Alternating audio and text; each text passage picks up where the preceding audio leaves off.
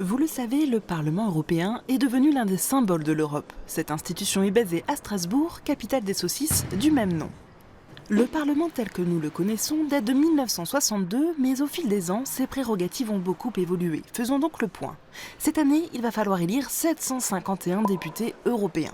Chaque pays a un nombre précis de députés en fonction du nombre de ses habitants.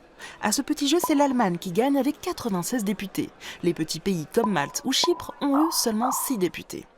À l'intérieur de l'hémicycle, les députés sont rassemblés par groupe politique. Pour constituer un groupe, il faut au moins 25 députés qui viennent d'au moins un quart des pays membres de l'Union européenne. L'idée, que tous les courants politiques puissent être représentés. Aujourd'hui, il y a 8 groupes politiques au Parlement. Avec 218 sièges, le PPE, le Parti populaire européen, est le plus important. Le Parlement européen ne propose pas de loi. La seule institution autorisée à le faire, c'est la Commission européenne. Voyons comment cela se passe. Quand la Commission propose un projet de loi, elle le présente au Parlement européen. Tiens, tu peux me lire ça pour demain, merci. Les députés, selon leur spécialité et selon le sujet de la loi, vont examiner le projet. Par exemple, ce sont les députés qui s'occupent des affaires maritimes qui vont examiner un projet de loi proposant de nouveaux quotas de pêche. Le dossier est épineux.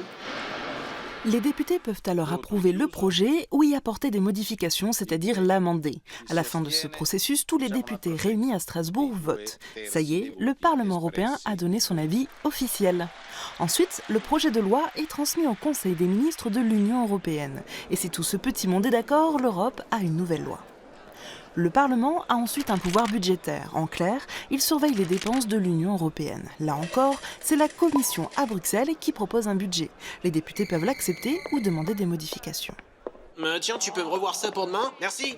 Bruxelles doit alors revoir sa copie jusqu'à ce que le Parlement soit satisfait. À la fin, c'est lui qui a le dernier mot.